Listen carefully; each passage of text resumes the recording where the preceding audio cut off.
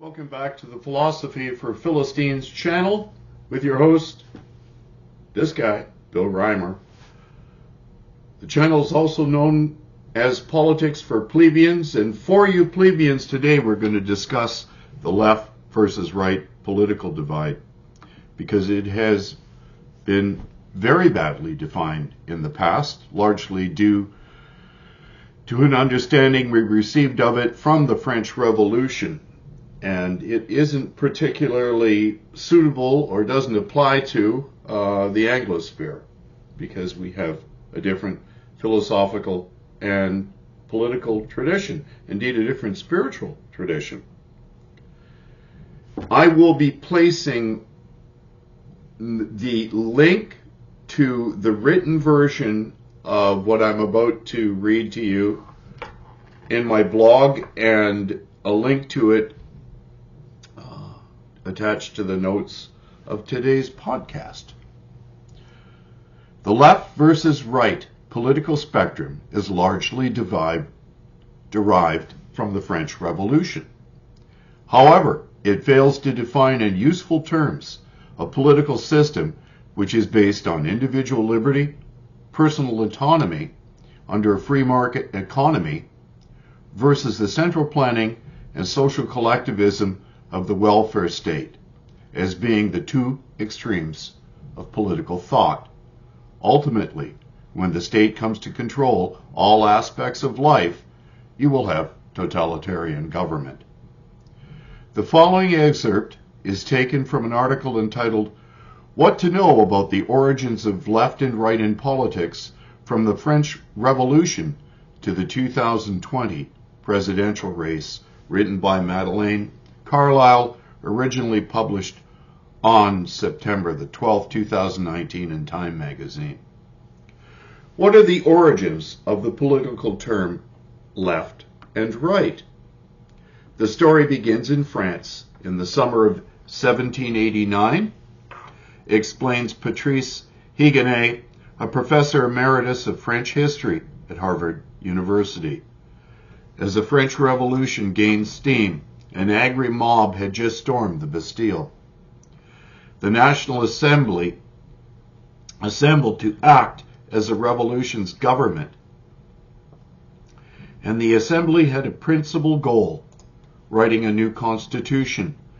One of the main issues the Assembly debated was how much power the king should have, says David A. Bell, a professor of early modern France at Princeton University. Would he have the right to an absolute veto? As the debate continued, those who thought the king should have an absolute veto sat on the right of the president of the assembly, and those who thought he should not, the more radical view, sat on the left of the president of the assembly. In other words, those who wanted to hew closer to the tradition were on the right, and those who wanted more change were on the left.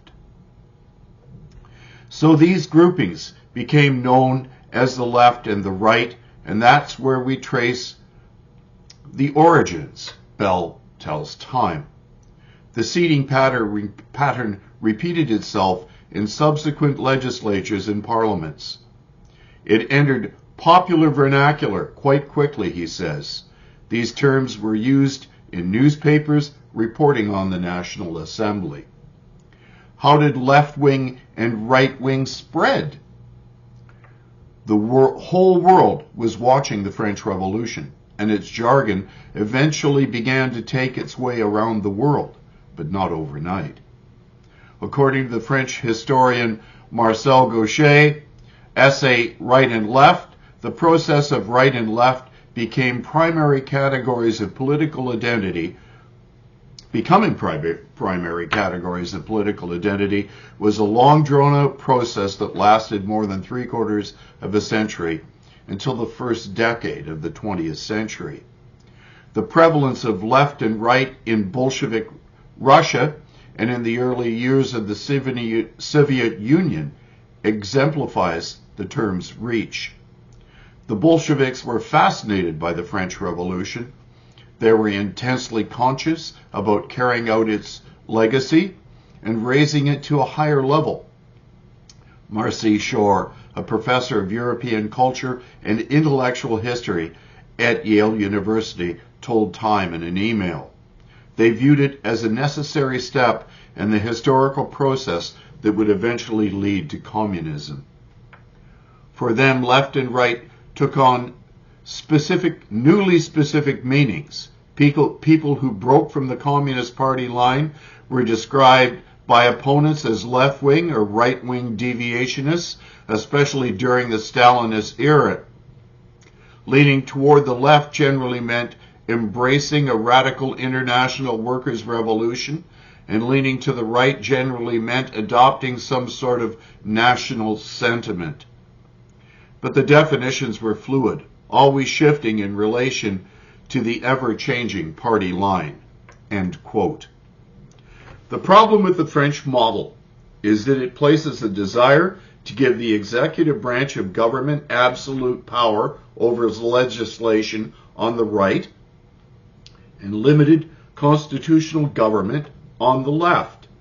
It should be noted that within the Anglosphere, limited constitutional government translates into the opposite of this paradigm because it is the left which wishes to increase the centralized authoritarian power of the executive branch of government.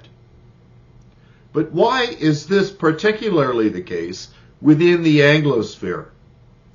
From the Bloodless Revolution, What We Need to Learn from John Wesley and the Great Awakening by David Beidel. Again, I provide the link. In the 18th century, most of Europe was on fire. Bloody civil wars and revolutions were decimating nation after nation. Unrestrained injustice, government and church corruption, slave trade and oppression of the poor created a powder keg for violence. Miraculously, Great Britain escaped the horrors of civil war and the brutal savagery that revolutionary anarchy engenders. Few ancient monarchies are still in place today. The mystery of the UK's capacity to honor the old guard while raising up a more democratic system without a revolution is a sociological wonder. Many credit the Great Awakening, in particular the Methodist movement launched by John Wesley, for this extraordinary and peaceful transition. Methodism unleashed an army of little Christs all over Europe. They cared for the poor, took in unwanted and abused children, fought unjust laws and labor conditions, visited prisoners, and battled against slavery. They joined hands with the apostles and turned the world upside down. Eventually, compassion became fashionable. The very concept of having concern for suffering people outside the basic family structure, never mind other countries, was unheard of before Methodism brought to Europe this attitude of benevolence. Over 2 centuries later, there is still a powerful sense that to be compassionate is an American virtue. The virtue is not American. It is purely Christian. And we have the great evangelical revival of the 18th century to thank for it. In these troubling days, there is much we can learn from John Wesley and the Methodists. He positively impacted England and most of the Western world, mainly because of these 3 things. He persistently and passionately preached the gospel of Jesus Christ. Although his ministry may have brought about more positive social reform than any in his millennium, he never strayed from preaching the glorious story of salvation in Jesus' name. He traveled over 250,000 miles, mostly on horseback throughout the United Kingdom, sharing the good news to the poorest of the poor in fields and outside coal mines. He did not plan to launch a social reform movement, but years later, these transformed souls forged a transformed world. But years later realized that these transformed souls forged a transformed world. He gave his converts dignity by preaching them the truth, that they were a chosen people and a royal priesthood. The poor of England were spiraling out of control. Gin, prostitution, violence, slave trade, and appalling corruption in the church and government created one of the worst urban environments Europe had ever seen. Nevertheless, Wesley gave the lowest class in England dignity, honoring them as the children of God. He quickly conferred leadership over the rapidly forming small groups of new converts, of whom my great-great-grandfather was one.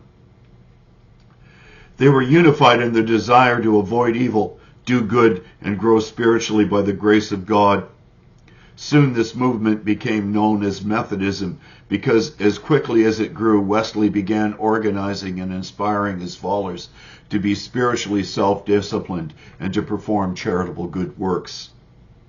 He taught that faith without works of compassion and justice were dead.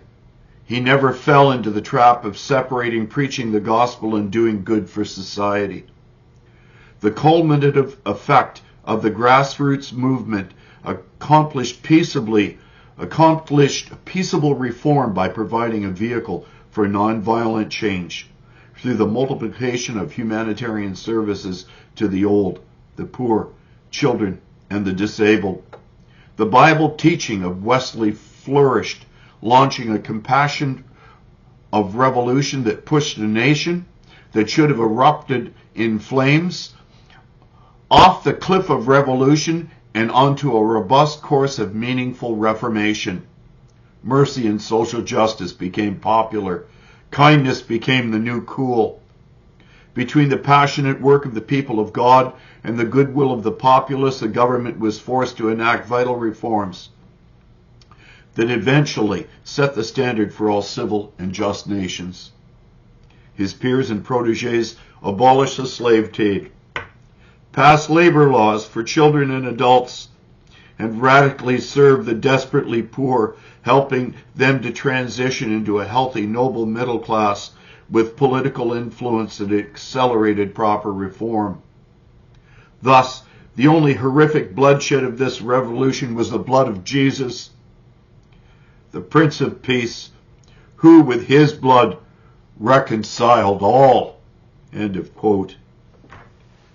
In Alexis de Tocqueville's Democracy in America, published in 1835, he cited that the chief reason for America's democratic successes was due to the radical faith of its citizens rather than due to radical politics.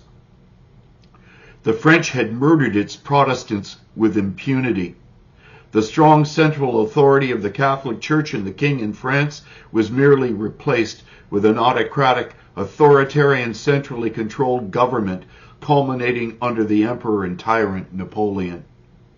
We can see a similar story has been repeated in Quebec, where the authoritarian control of the Catholic Church has been replaced by a secular authority which exercises enormous influence over its citizens, with the citizenry utterly dependent on handouts from the state.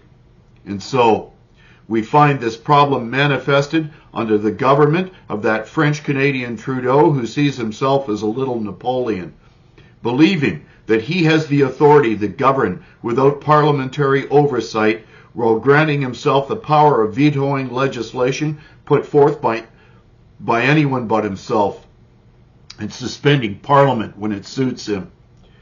He is the one who today metaphorically sits to the right of the President of the Assembly, believing himself to have absolute authority and control. The man throws a tantrum if he doesn't get his way, and has demonstrated this often by storming off the floor of Parliament. History may not repeat itself, but it does regurgitate the same themes over and over again. I hope this has provided a more realistic understanding of the left versus right political spectrum, since the French model does little to explain it properly. What we need to measure are the differences between those who seek to establish the moral, spiritual, and philosophical frameworks which can support limited constitutional government under the rule of law, where our divine rights are recognized and protected by the state, versus those who favor absolutism and centralized authoritarian government, where the executive branch of government has become a law unto itself. The postmodern left has an inherent loathing of mankind's desire for freedom. It despises the human capacity to strive against life's vicissitudes because the social collectivist types reject their own humanity while ignoring their spiritual life. Today we see radicals literally seeking to create a government which will insulate people from reality itself. Of course, their incessant promise of equality result in ensuring an equal sharing of nihilism, since they reduce every issue to a material problem. The authors of this materialistic system hope to create themselves, but never themselves do without. Simply look at the ostentation and opulence of the Besserwissers attending Davos, who demand that we forgo life's small pleasures, like our automobiles, while they continue to live in obscene wealth while driving in chauffeured limousines. Whatever we are to call them, and wherever we are to place them on the political divide, their goal is to use their secular power to control the distribution and production of material goods and services, because they reject the need to undergo the moral, spiritual, and philosophical transformation that would allow others to be free from their arbitrary overlordship. This is an invitation to all of us to become an army of little Christs, preaching freedom to those who exist in such authoritarian bondage. I find it interesting that I am descended from such radical dissenters and Methodists who had no use whatsoever of high church mummery and religious superstition. Their churches were expressions of the people themselves, where the people governed the church and not the church the people. Let us return to the inheritance they gave us of limited constitutional government under the rule of law, where our divinely given rights are not granted to us by the state, but rather respected by it. I hope those are things that you can think and pray about today, and I hope that you'll share this with your family, loved ones, and friends, and engage them in a conversation about why we have gone so terribly wrong, and maybe read up on why the Methodist movement and the First and Second Great Awakenings in the U.S. were so important to providing a foundation and an underpinning for our understanding of what it is to live in a free and just civil society. God bless you all. Have a great day. Again, you'll find the link to the blog where these notes will be contained under the notes in the podcast. God bless you. Have a lovely afternoon.